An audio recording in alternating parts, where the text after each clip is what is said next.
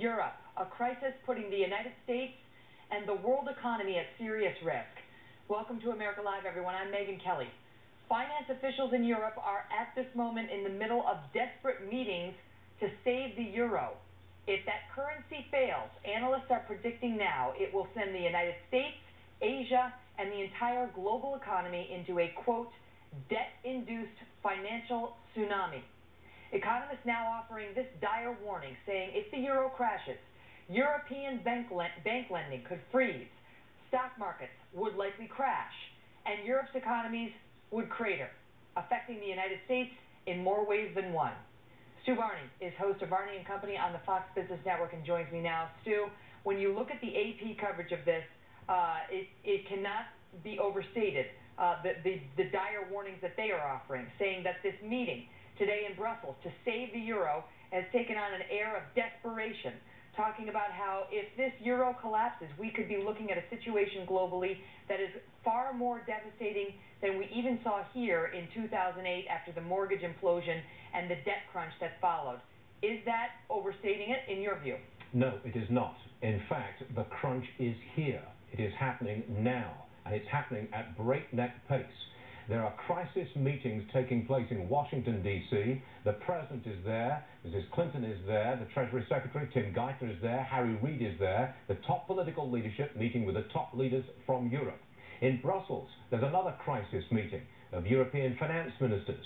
They're trying to get together a lot of money, trillions, for this bailout fund, and they're having a very hard time doing it.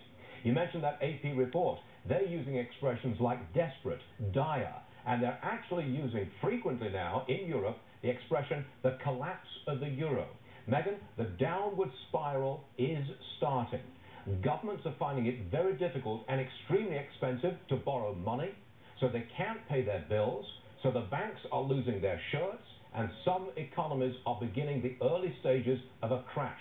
All of this is happening right now. All right, let's talk about how this is going to affect the United States and why we are so interested in watching it so closely. You've got, for example, Italy, which needs over $600 billion. That's how in debt they are. They don't have it to pay, so they need somebody to bail them out. They're not the only government in Europe.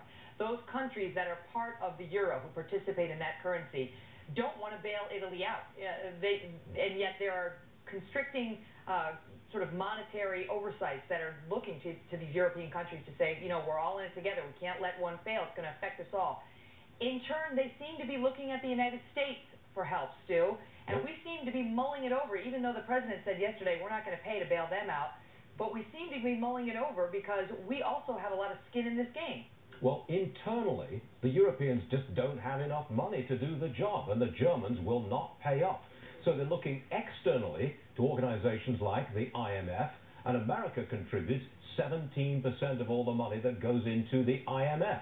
You can bet that at those crisis meetings in Washington right now, the role of the IMF in providing some kind of bailout money, that is being actively discussed. Okay, so wait, let me just stop you there. So even though it wouldn't be America directly cutting a check to the Europeans, through the IMF, we could indeed wind up contributing. But is that likely? Geithner's got a seat on the board of the IMF. Ben Bernanke has a seat on that board. And we have our president saying, don't look to us. We got our own problems.